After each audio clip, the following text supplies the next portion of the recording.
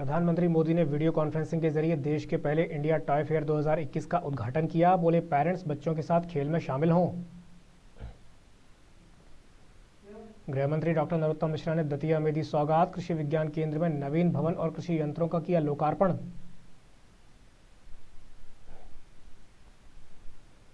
कांग्रेसी नेता की खुलेआम गुंडागर्दी, महिला तहसीलदार को धमकाया, सोशल मीडिया पर वीडियो वायरल।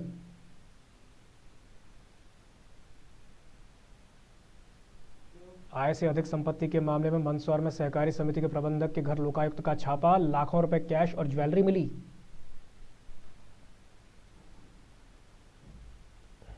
टीआई और आरक्षक कुएं में डूबे, ट्रांसफार्मर से टकराकर 20 फीट गहरे कुएं में गिरी स्कॉर्पियो। सुबह किसान ने देखा, दोनों शव निकाले गए।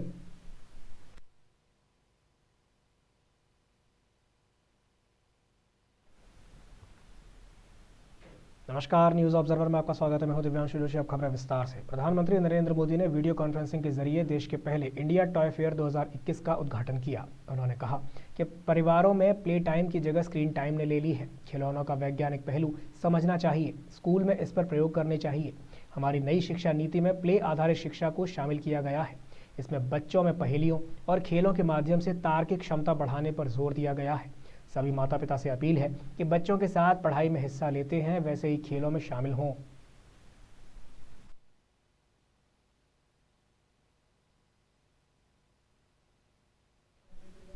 गृह मंत्री डॉक्टर नरोत्तम मिश्रा 2 दिवसीय प्रवास पर अपनी विधानसभा क्षेत्र दतिया पहुंचे। मंत्री डॉक्टर मिश्रा ने दतिया बस स्टैंड के पास बरसात में होने वाली समस्या से निजात दिलाने के लिए 70 लाख रुपए की लागत से पुलिया का शिलान्यास किया।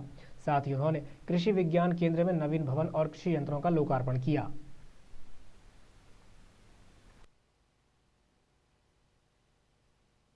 ऐसे ये ब्रोकली की डिमांड भी ऐसी हो गई है, कुकुरमुत्ते की हो गई। हम लोगों के गांव में कुकुरमुत्ता कहलाता है और आपके होटल में जब वो चले जाओ तो मशरूम कहलाता है। और मशरूम इस समय सबसे महंगी सब्जी है। हिंदुस्तान की सबसे महंगी सब्जी मशरूम है।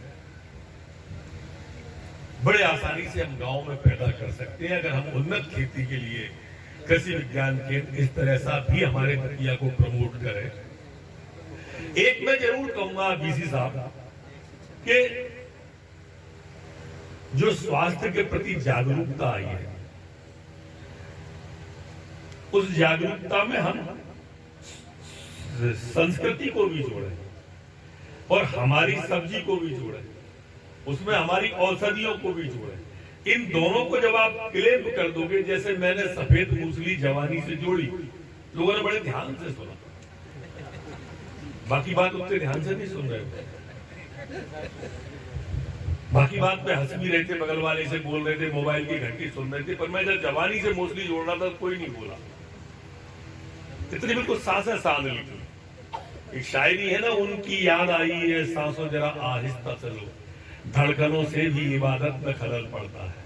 कमोबेश वो स्थिति थी जब मैं उसका बता रहा था। तो अगर हमने स्वास्थ्य से जोड़ा, जैसे हम जब गांव में कैंप करें, उदाहरण के लिए जब हम गांव में कोई शिविर करते हैं, गांव में शिविर करें तो बताएं हर का महत्व कि ना हर वो पानी पिए, हर भून के खाए और दूध ते ब्यालू करे, तिनगर वैद न जाए। रतलाम जिले के कांग्रेसी नेता सुर्खियों में बने रहने के लिए किसी भी हद तक जा रहे हैं और अब आलम यह है कि उनकी भाषा इतनी अमर्यादित हो गई है कि प्रश्न चिन्ह खड़ा होता है कि क्या राजनीति में इस प्रकार की भाषा का उपयोग किया जाना चाहिए, वो भी सुर्खियों में बने रहने के लिए।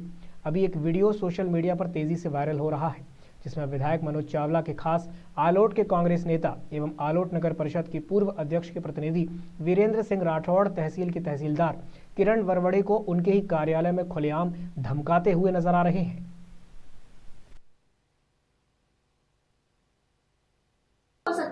चलो नहीं हो सकता, तो मिलना तो चाहिए ना आपको। आप मिल के संतुष्ट हो गए, संतुष्ट तो कर सकते हो। तहसीलदार बनने के पहले एक आम आदमी थे ना आप। सर मेरी बात सुनिए। और सुनो, सरकार ये बीजेपी की कब तक रहेगी, जिंदगी बनी रहेगी। नौकरी बची है 10-20 साल की, खोद के ले आएंगे कहीं से भी हम। और सुनो, सरकार ये बीजेपी की कब तक रहेगी, जिंदगी बनी रहेगी। नौकरी बची है 10-20 साल की, खोद के ले आएंगे कहीं से भी हम। और सुनो, सरकार ये बीजेपी की कब तक रहेगी, जिंदगी बनी रहेगी। नौकरी बची है 10-20 साल की, खोद के ले आएंगे कहीं से भी हम। ये जो तरीका है और चमचागिरी का तरीका बदल देना अपना तहसीलदार मैडम। थोड़ा सा जो बदनामी है उसको आप कंट्रोल करिए। आपके नाम पे दलाली कर रहा है बीजेपी का नगर अध्यक्ष, और कई लोग यहाँ कांग्रेस के लोग आके परेशान होते हैं, ये करेंगे हम लोग, मैसेज गलत जा और रहा है। मिलोगे नहीं आप। सिवनी के बंडोल थाना क्षेत्र के पौड़ी गांव में देर रात ट्रांसफार्मर से टकराकर स्कॉर्पियो कुएं में जा गिरी। इसमें सवार टीआई नीलेश परतेती और पुलिसकर्मी चंदू चौधरी की डूबकर मौत हो गई। छिंदवाड़ा निवासी टीआई छपारा थाने में पदस्थ थे। वो अपने सहयोगी के साथ क्राइम जांच के सिलसिले में अपनी निजी गाड़ी से कान्हीवाड़ा के लिए निकले थे। लौटते वक्त पौंडी गांव के पास रात करीब 2:30 बजे हादसा हो गया। शनिवार सुबह किसान उमराव अपना खेत देखने आया तो उसे कुएं में स्कॉर्पियो गिरी दिखी। उसने फौरन पुलिस को जानकारी दी। मौके पर पहुंची बंडोल पुलिस ने गाड़ी और दोनों शवों को बाहर निकलवाया।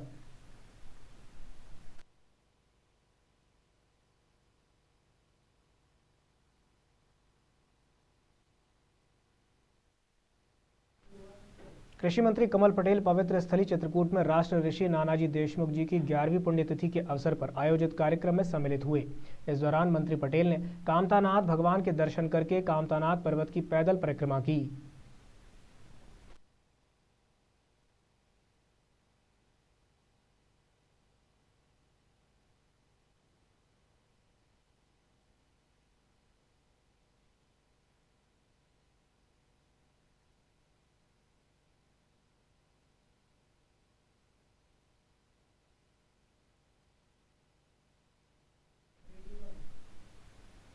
गृह मंत्री डॉक्टर नरोत्तम मिश्रा दतिया में कृषि विज्ञान केंद्र पहुंचे, जहां उन्होंने बंगाल व अन्य राज्यों की तैयारियों के जवाब में कांग्रेस नेता राहुल गांधी पर तंज कसते हुए कहा कि भाजपा के वरिष्ठ नेता चुनाव की तैयारियों में जुट गए हैं, लेकिन राहुल गांधी अभी भी मछली पकड़ने में लगे हुए हैं।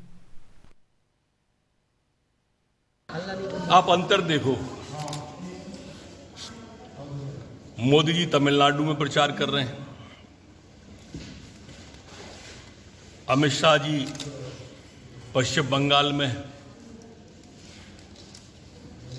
नड्डा जी आसाम में हैं, राजनाथ सिंह जी केरल में हैं, और पप्पू मछली पकड़ रहा है, फिर कहेंगे ईवीएम खराब है।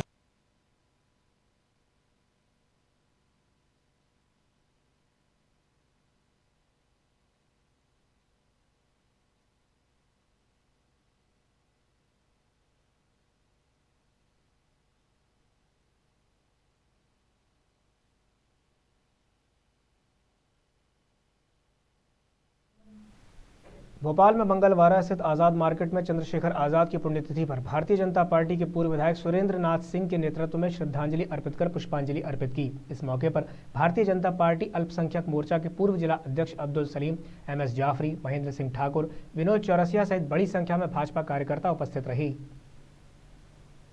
अमर शहीद चंद्रशेखर आजाद जी की आज पुण्यतिथि है। सारा देश उनको याद कर रहा है। चंद्रशेखर आजाद जी वो क्रांतिकारी थे जो आज़ाद रहे हमेशा, और जब ऐसी नौबत आई कि जब वो उनको अंग्रेज पकड़ सकते थे तो खुद ही गोली मार के और अपनी देश के लिए शहीद हुए। ऐसे महापुरुषों से प्रेरणा लेके हमें देश की आज़ादी के लिए अपना सर्वस्व निछावर करने का संकल्प लेना चाहिए। देश हमारा अखंड रहे और देश में तरक्की हो, हमारा देश विश्व की महाशक्ति बने, इसके लिए आप और हम सभी मिलकर काम करें। आज अमर शहीद चंद्रशेखर जी के पुण्यतिथि के अवसर पर हम यही युवाओं को संकल्प लेना चाहिए। अमर शहीद चंद्रशेखर आजाद जी की आज पुण्यतिथि है। सारा देश उनको याद कर रहा है। चंद्रशेखर आजाद जी वो क्रांतिकारी थे।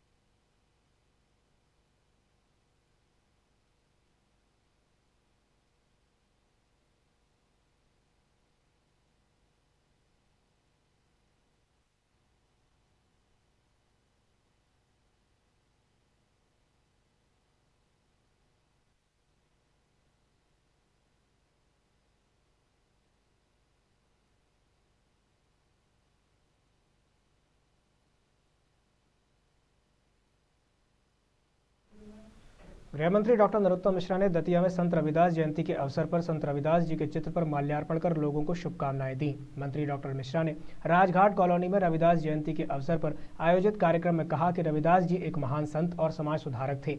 उन्होंने सदैव कर्म को प्रधान मानते हुए समाज में फैली कुरीतियों को दूर करने और समाज को एक साथ रहने की शिक्षा दी।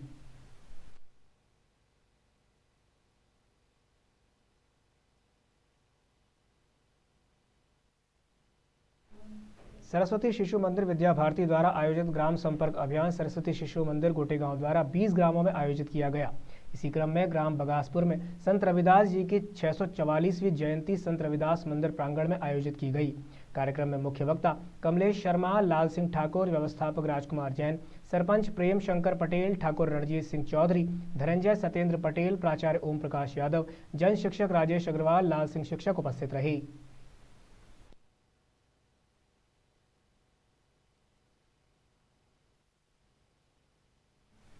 इंदौर शहर के राऊ थाना क्षेत्र अंतर्गत आने वाली साई शक्ति कॉलोनी में चल रहे भवन निर्माण के दौरान छत गिरने से काम कर रहे कान्हा मकवाना की मौके पर ही मौत हो गई, जिसको लेकर मृतक के परिजनों ने पोस्टमार्टम के बाद लाश को ले जाकर राऊ थाने के सामने रख दिया और कई घंटों तक थाने के बाहर परिजन धरने पर बैठ गए। जहां प्रशासन की तरफ से राऊ तहसीलदार थाना प्रभारी ने धरने पर बैठे लोगों से चर्चा की। इस पर समाजजनों ने कहा कि मृतक का परिवार गरीब होने से उन्हें शासन से 5 लाख रुपए की तत्काल सहायता की जाए। जब तक सहायता नहीं मिलेगी वे लोग यहां से नहीं उठेंगे और अंतिम संस्कार भी नहीं करेंगे। कल एक मकान जो है साई शक्ति नगर में मकान में छत का निर्माण हो रहा था, छत डल रही थी। उसमें एक मजदूर है कान्हा पिता मदन, इनकी मृत्यु दुर्घटनावश हो गई थी, वो छत से गिर गए थे। तो आज इनके जो परिजन हैं और समाज के परिजन हैं रंगवासा गांव के, ये लोग सब इकट्ठे हो गए हैं कि चूँकि ये कान्हा है, ये काफ़ी गरीब व्यक्ति था, तो इसके परिवार को मदद हो जाए। सरकार के द्वारा जितनी सहायता इनके योजनाओं में, संबल योजना में, समग्र आईडी के तहत जो भी है वो मिल जाए, इसमें इनको इतनी मदद मिल जाए और आरोपियों के विरुद्ध लापरवाही का मुकदमा दर्ज होके। पीथमपुर सेक्टर नंबर 3 के सागौर में संत रविदास जी की हर वर्ष निकलने वाली शोभा यात्रा इस वर्ष नहीं निकाली गई। पार्षद गोविंद परमार ने बताया कि शासन के नियमानुसार कोविड-19 को ध्यान में रखते हुए समाज के लोगों ने इस वर्ष शोभा यात्रा नहीं निकालने का निर्णय लिया है। मंदिर परिसर में ही समाज के सभी गणमान्य नागरिकों द्वारा पूजा अर्चना करके प्रसाद वितरण किया गया। इस मौके पर समाज के सभी गणमान्य नागरिक उपस्थित रहे।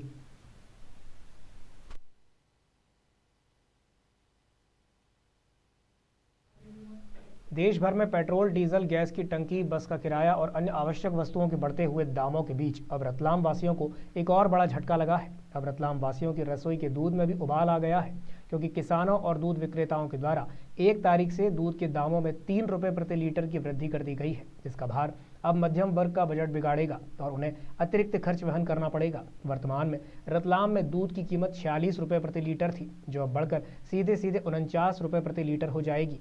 दूध विक्रेताओं का कहना है कि पेट्रोल, डीजल के दामों से परिवहन का खर्चा बढ़ा है। इसके अलावा पशु आहार के भी दाम बढ़ गए हैं, जिसके चलते उन्हें ये कदम उठाना पड़ा है।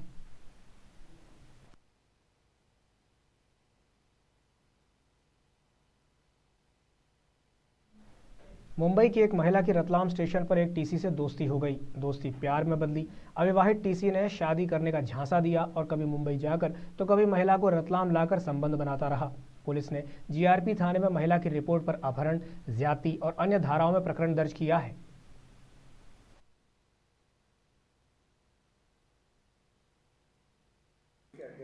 पूर्व अध्यक्ष वर्तमान में आज मीटिंग भी बुलाई गई थी आपके द्वारा, जो किसानों के दूध को लेकर रेट बढ़ाने के लिए, तो क्या निर्णय निकाला गया? किसानों की डिमांड 55 रुपये की थी, उसको हमने 3 रुपये की बढ़ोतरी करी। अभी फिलहाल उसमें 3 रुपये प्रति लीटर की। रतलाम में क्या रेट चलेगा? अभी 46 रुपये चला, रतलाम चला 49 रुपये। 3 रुपये की बढ़ोतरी। 3 रुपये की बढ़ोतरी हुई है अभी। और इसके अलावा देखने में आता है कि कुछ दुकानों पे अलग अलग तो क्वालिटी के हिसाब से रेट चलता है। नहीं, रेट तो लगभग रतलाम में सेम है, सेम रेट चलते हैं। रेट तो हमारे सब आपस में डिसाइड होते हैं हमारे, उसके हिसाब से रेट चलते हैं। कुछ क्वालिटी रतलाम में एक ही चलती है, बस एक ही चलती है। 4.5 से 5 फीट का दूध चलता है रतलाम में, वही चलता है हर दुकान में, वही मिलेगा। प्रदेश में अवैध शराब का कारोबार काफी फल फूल रहा है। रतलाम जिले में भी विगत दिनों अवैध शराब पर लगातार पुलिस कार्रवाई करती आ रही है। एक बार फिर से आबकारी विभाग खाली हाथ रहा और पुलिस ने बाजी मार ली। जिले की ताल पुलिस ने मुखबिर की सूचना पर गांव गुड़बेली में शराब माफियाओं के खेत पर बनी टापरी में दबिश देकर अंग्रेजी रॉयल्स क्लासिक विस्की व देसी मदिरा मिलाकर 6 पेटी जब्त की हैं। एक शराब तस्कर मौके से पुलिस के हत्थे चढ़ गया तो दूसरा फरार हो गया। पुलिस फरार हुए आरोपी की तलाश में जुटी है।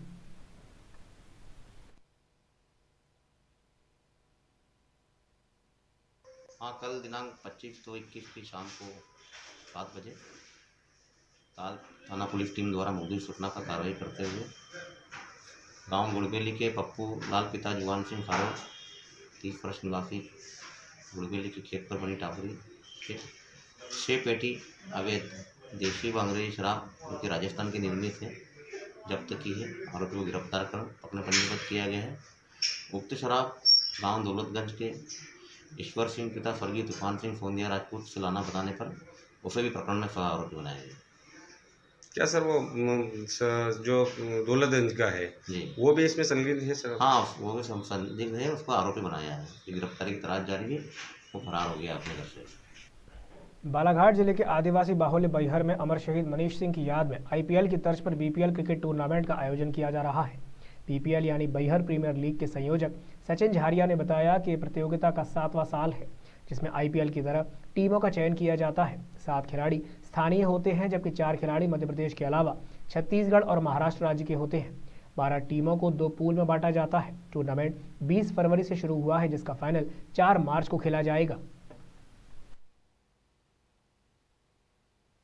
ये जो टूर्नामेंट चल रहा है बीपीएल बैहर प्रीमियर लीग, ये यहाँ के नौजवानों के लिए बहुत ही अच्छी खबर है क्योंकि स्पोर्ट्स हमें बहुत सारी चीज़ें सिखाता है। स्पोर्ट्समैनशिप सिखाता है, टीम वर्क सिखाता है, लीडरशिप सिखाता है, हारने के बाद कैसे अपने आप को संभालना है वो सिखाता है। और यहाँ के बच्चे जो इतना अच्छा प्रदर्शन करते हैं, इतना अच्छा खेलते हैं। कल भी मैं यहाँ पे थोड़ा देखने आया था, बहुत ही प्रसन्नता हुई और बच्चे पूरे मन लगा के खेल रहे हैं। और इससे जो है बच्चों में जो एक यूथ में एनर्जी होती है उस एनर्जी का इस्तेमाल भी सही जगह हो रहा है और बच्चों को कुछ सीखने के लिए मिल रहा है। और इससे जो जैसा आपको पता है कि बाहर की टीमें भी आती हैं, ना केवल मध्य प्रदेश, ना केवल बालाघाट के बाहर के बल्कि मध्य प्रदेश के बाहर की भी टीमें आती हैं। इससे यहाँ के क्षेत्र के बारे में बाहर के लोगों को भी पता चल रहा है। और इस संबंध में हम लोग भी बैगा हाट जो यहाँ के लोकल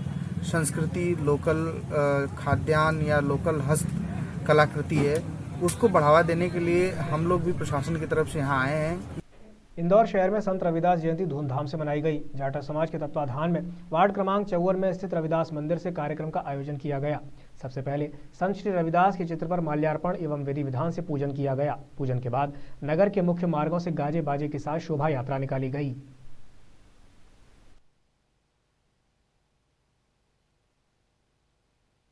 देखिए, रविदास जयंती की सबको बहुत बहुत शुभकामनाएं देता हूँ। मेरे विधानसभा क्षेत्र में बहुत बड़ी संख्या में जाटो समाज के लोग निवास करते हैं।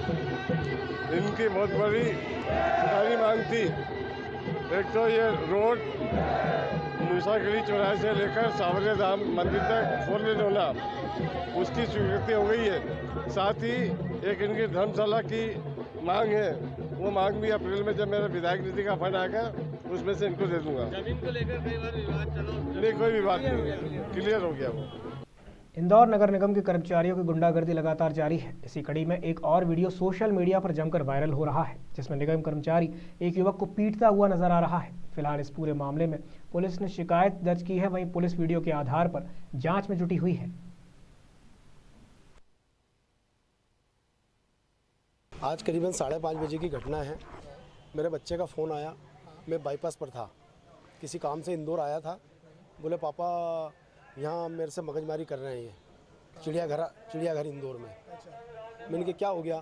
बोले मेरे को जबरन बोले गाली गुप्ता कर रहे हैं। तो मैंने कहा बेटे आपने कोई गलती करी होगी। बोले पापा कुछ भी नहीं बोला और बोले गाली गुप्ता कर रहे हैं। मैंने कहा ठीक है मैं आ रहा हूँ बेटा, वहीं बैठो आप। ये बात हुई।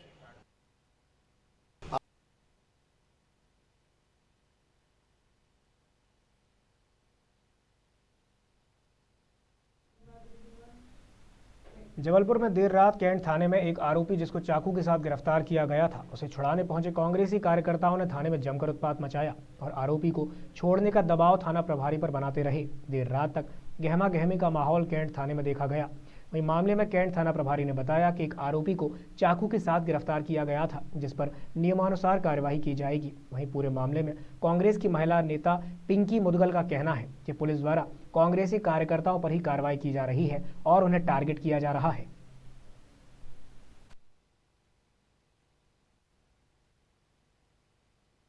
लगातार मैं अभी जब से मैं देख रही हूँ, हम इनसे मांग रहे हैं कि जिन आपने युवाओं को पकड़ा है उनकी आप हमें रिकॉर्डिंग दिखा दीजिए। तो ये बदतमीजी आप देख रहे हैं, कितने तेज में ये बात करते हैं। ये कोई बात करने का तरीका है? बोलते हैं आपको जो करना कर लीजिए, आप धरने पे कहीं ना कहीं ये यूथ कांग्रेस के लोगों के ऊपर क्यों मामले बना रहे हैं? ये कांग्रेसी ही लोगों पे क्यों मामले बना रहे हैं? कैंट थाने के अंदर और अन्य मामले नहीं हैं क्या? इस तरीके से मतलब सरकार के गुलाम बने हुए हैं। ये डराने का प्रयास कर रहे हैं जिसमें युवा अपने घर से निकलना बंद कर दे, सच की आवाज बुलंद करना बंद कर दे। अगर हमको ऐसे डराया जाएगा, धमकाया जाएगा, इस तरीके से अगर थाने चलेंगे तो हम प्रेस बंधुओं से भी निवेदन करते हैं, तो ऐसे डर का माहौल चलता रहेगा क्या?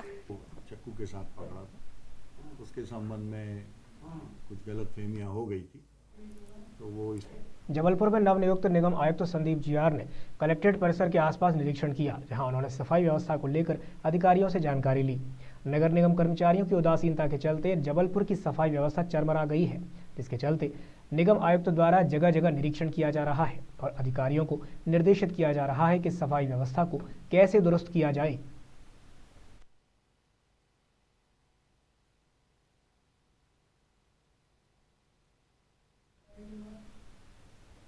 राजगढ़ के खुजनेर नगर में एक बार फिर से कोरोना ने दस्तक दे दी है। इस बार कोरोना का असर एक ऑफिस में सामने आया है। खुजनेर मुख्य चिकित्सा शासकीय अस्पताल के डॉक्टर राजीव हरिओम ने बताया कि खुजनेर बैंक ऑफ इंडिया के स्टाफ को कोरोना ने अपनी चपेट में ले लिया है। बैंक के स्टाफ को होम क्वारंटाइन किया गया है तथा उस दिन बैंक में आए हुए ग्राहकों की सूची तैयार करके अन्य लोगों को भी सावधान किया गया है। जैसे अभी विगत वर्ष से महीनों से जिस तरह की जो जांचें अपने अस्पताल में की जा रही थी, तो वहाँ पे अभी बहुत ही कम पॉजिटिव रेशियो आ रहा था। जैसे परसों के रोज 3 लोगों को बुखार आया, राजगढ़ टेस्ट कराने गए, तो वहाँ बैंक ऑफ इंडिया के जो 3 कर्मचारी थे वो पॉजिटिव आए। उसके बाद जैसे ही बैंक का मालूम पड़ा तो मैंने सारे बैंक के कर्मचारियों को सूचित किया और 10 से 12 जो स्टाफ था सभी को यहाँ अस्पताल में बुला के उन सबकी जाँचें करवाई। जब उन सबकी जाँचें कराई तो उसमें भी 5 व्यक्ति पॉजिटिव निकले। तो कहीं ना कहीं कोरोना जो है दोबारा संक्रमण पैदा कर रहा है। तो मेरा सभी लोगों से यही है कि अच्छी तरह से मास्क लगा के। बुलेटिन में फिलहाल के लिए इतना ही। आगे की खबरों के लिए बने रहिए न्यूज़ ऑब्जर्वर के साथ। नमस्कार।